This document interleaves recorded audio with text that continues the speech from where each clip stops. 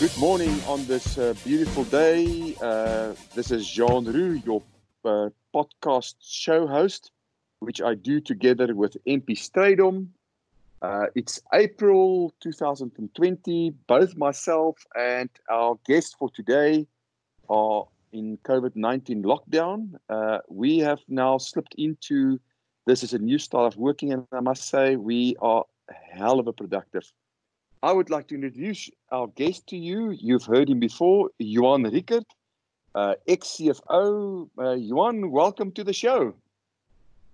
Well, good morning to you as well, Jean. And yeah, it is really a beautiful day out here. And also thank you very much for everybody that's listening, and a good day for you as well.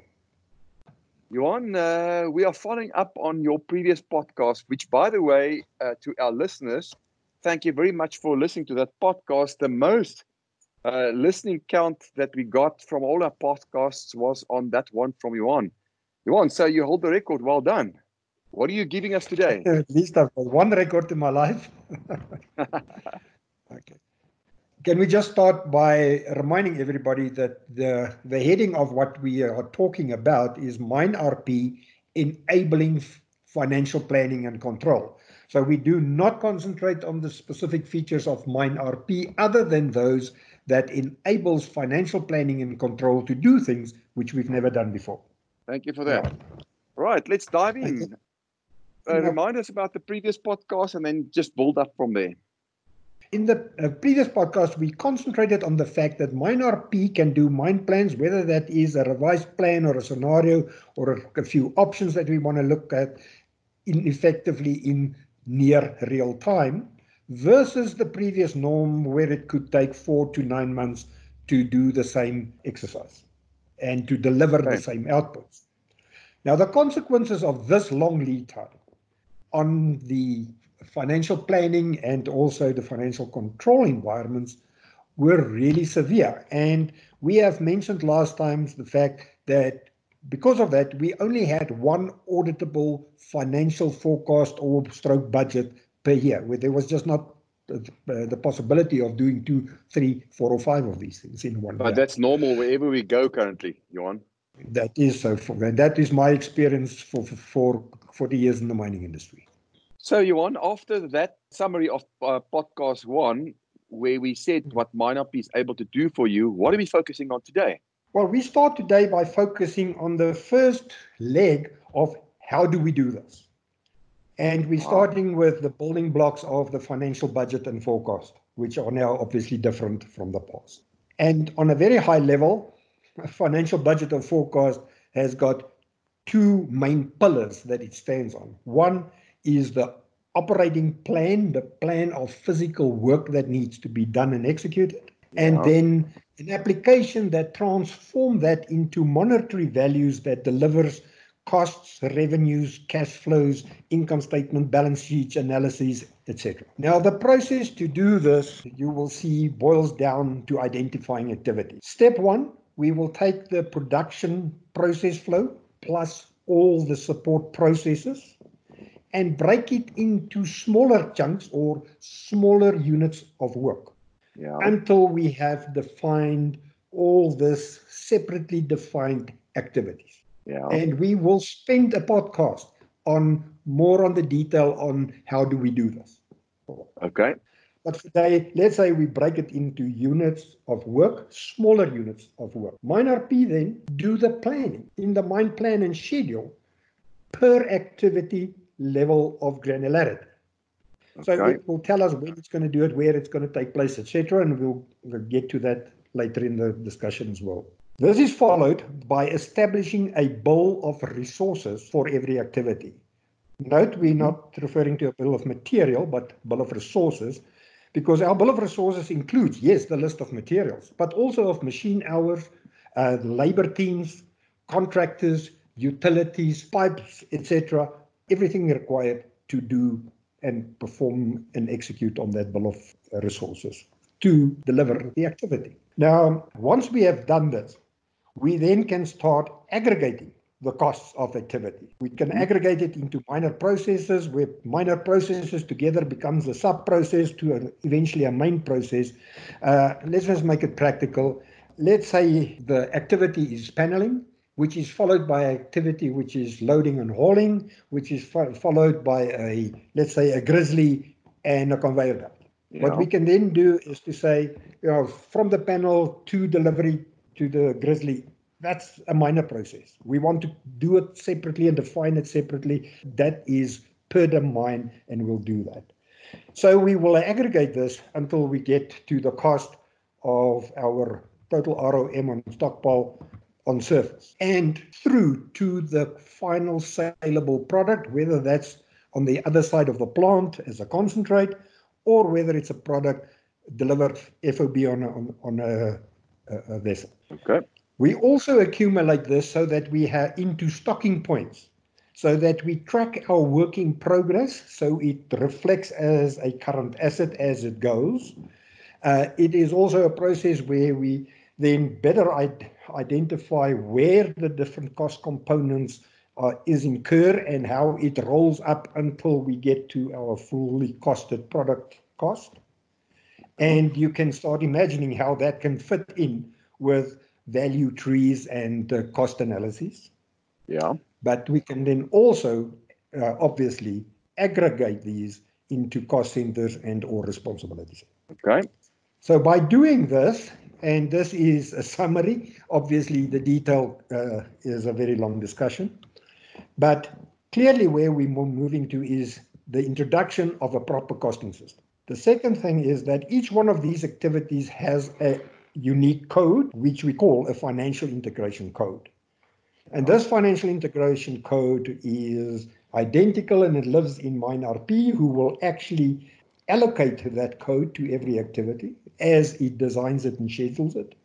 It is used in the financial application that transforms the operating plan into monetary values, exactly the same code, and eventually in the ERP system, that financial integration code will become a cost code so that you have total traceability. This code will identify what is the activity, the location of that activity, when that activity takes place based on the schedule, and if there's a variation in the operating conditions from the normal standard in the mine, it will identify that variant as well. So once this becomes the cost codes, which we're going to use, we will in later podcast elaborate on it to show how this becomes an automated process for the allocation of costs, as well as the basis for automating transactions. So we will also eliminate the idea that cost centers or a dollar per ton is a costing system. Let me just clarify at this point. You've just described an ERP system which is based on the MRP2, manufacturing resource planning, and all the principles around it. Why do you need MineRP involved in this? Can an ERP not do this by themselves, and why is this not being done? An ERP do not operate and execute the science of mining in a three-dimensional space based on geological definition. And you need exactly that to be able to do what MineRP does that enables us to do this exercise. So that gives definition to MineRP, the word, which could mean many things, but the one that we like, minerals requirements planning, and then it's a platform that integrates platform to platform to be able to take the best out of the ERPs like SAP and others. That's correct. What you then get is you connect the best of both worlds. You take the industry leader in the planning, mine planning and scheduling side. We'll talk just now on a professional financial forecasting application that does the transformation into dollars and monetary values. And you take a world-class ERP system that gives you the benefits of that transactional system for control purposes. Okay. So when we talk about taking the process flow, firstly, we will take the core flow from the production phase to the saleable product and break that down into activities. We then go back and we identify all the support processes that flows into it, into this core production process. But then there are other processes, and I just called it here a geological process. It could include ongoing exploration drilling. It could be in-seam drilling. It could be face samples, etc. Okay. With those processes at the end of the day is part and parcel of what we do, and there are definitions on how that must be done, which will be included. Then there is all the other support processes, like I said already, the 127 derived activities, which are activities that needs to be performed prior to a new mining area being ready to be mined. Okay, critically important to know where we stand with those sort of things, and what the cost is, and when the cost gets incurred, and how it gets capitalized, and how does it get depreciated again. There are processes about, for let's say utilities, bulk power. We buy it in bulk. We have a distribution system within the mine to get it either to the plant or underground or to an open pit or wherever it may be required.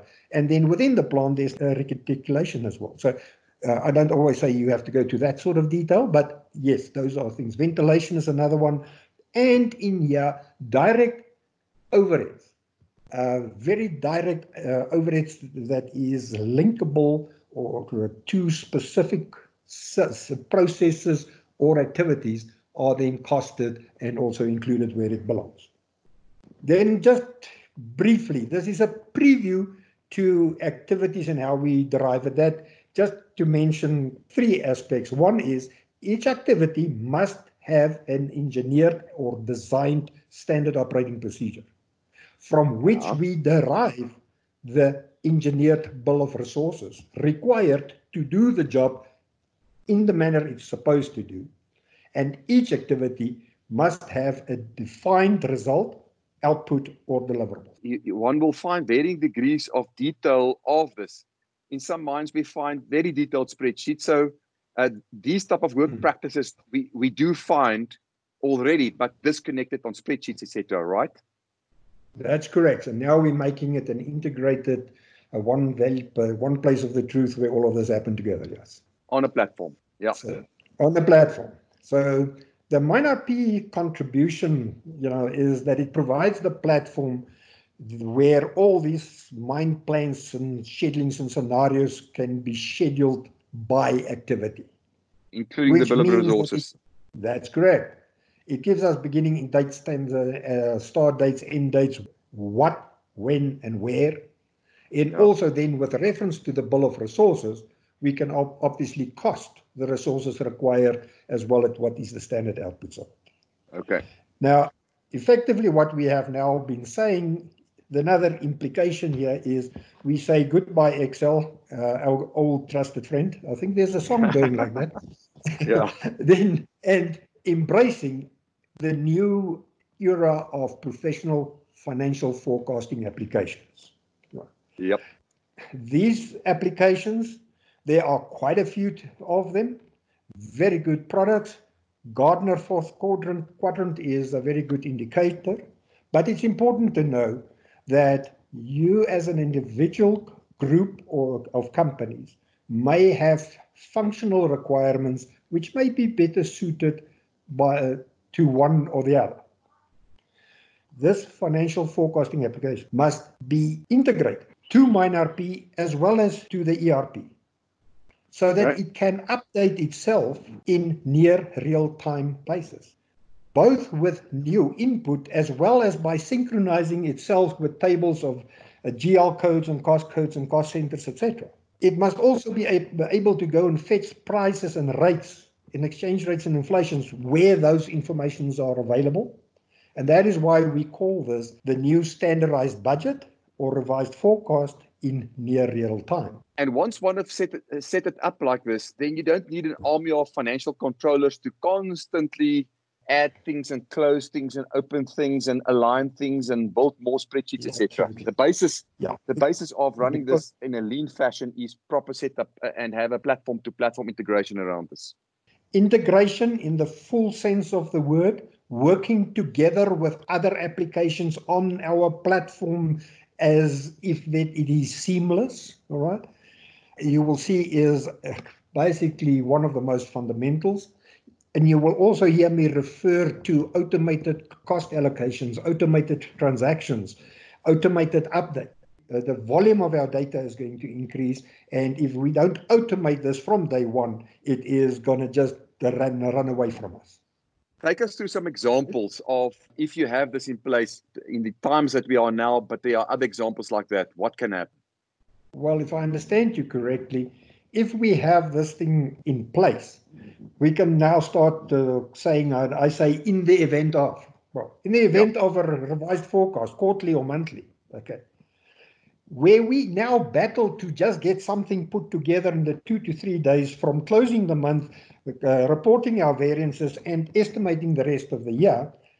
With what we have now, we can, in fact, in that time, run 1 or 2 or 3 options before we decide what is the plan for the next year, because we can do it so quickly.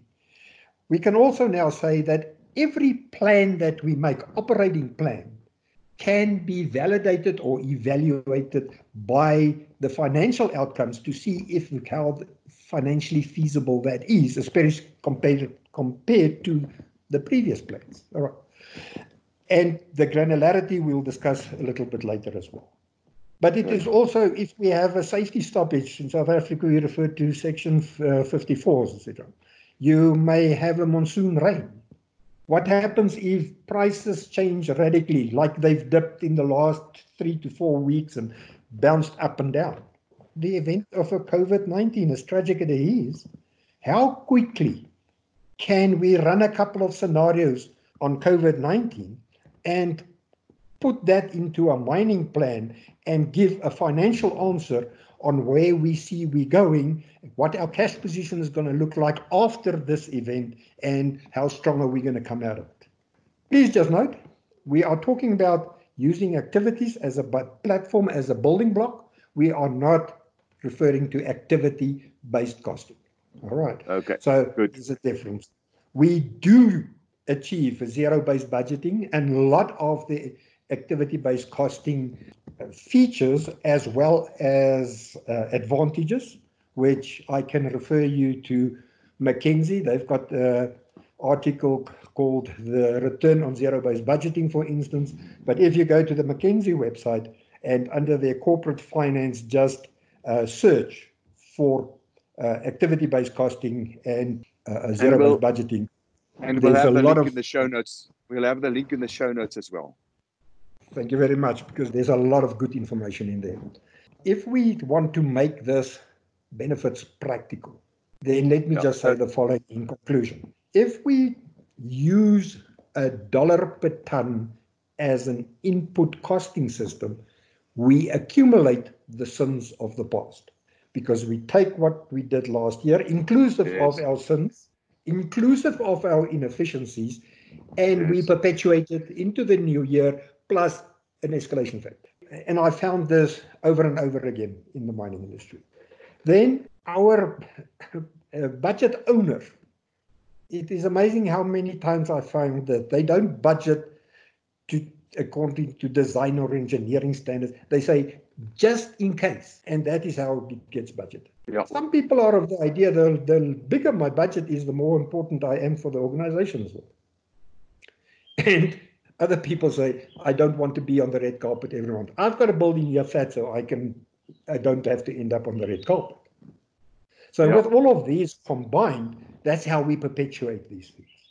But now we also distinguish intrinsically between fixed and variable costs, because if you talk about $1 per ton, you assume everything's variable. Okay, so that is worth a discussion on its own. My experience is that if you identify a specific number in a new budget, you ask people to go back and analyze it for you. Then they come back with some analytics on it, and you say, no, that's not granular enough. Go back and do it again and again, and you carry on with that. Then eventually you cut that budget by 20%. And that's why budgeting takes so long. And that's also why the budget takes so long. And then you're not sure, because what you then find is you've just now cut it by 20%, and within the first month, there is something comes up that we forgot about, because people don't have that granularity to refer to. And then, yes, you're losing some of your savings again, maybe a 3 or 4 or 5, even 5%. But you end up with a net gain between 10 and 15%.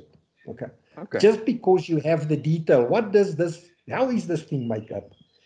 And this granularity allows us to have a new language in the future, because we can now start talking about the fact that we had a variance in our input cost during this week in workplace number 7, while they were busy with the activity of ledging due to excessive machine hours being required to do the job. Okay. And we can't do that now. Okay, that all together is really putting us in a position of really knowing much more about our operation, getting more accurate, and we are getting more confidence in our forecast, and we're ending up with more competitive levels of production. A 1-minute example. You want to build a house, get quotes from 2 builders. The one comes back and says it's going to cost you $4,000 per square meter.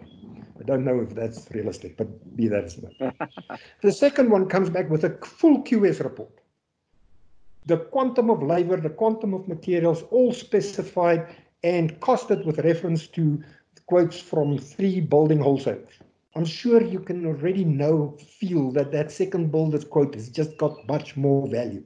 It's more granular. You can analyze it, you can touch it, you can feel it, you can scratch around with it.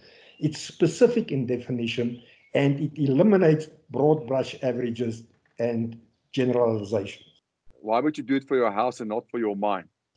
And that is why I say I think the result number 2 that we want to put out there is that working in this manner achieves potential savings. It increased our confidence in our projection, especially when we have to quickly revise them. Yeah. We improve accuracy through granularity. We actually, our chairman have expression, we take the lid off the mine, we can see into the detail. We will be working with near real-time results. And in many cases with real-time results. We facilitate running options and scenarios and looking at alternatives to find and seek the best and support our continuous improvement processes. And we increase our execution discipline, as well as we're making both operational and the financial functions part of the short interval control. Okay. Our operations. Johan, we're getting to the end of the podcast. Yes. Before we tell people how they can interact with us around this, because I think we've only scratched the surface here, let's talk about the next 4 podcasts. What will you be recording? Okay. We would continue follow up with the financial control to become an integrated or integral part of short interval control, and especially with the role of the ERP in exactly that.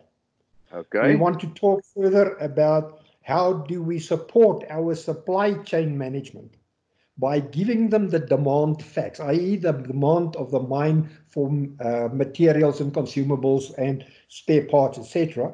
We have a lot of clients that's reporting on that. That's the one that's holding them back.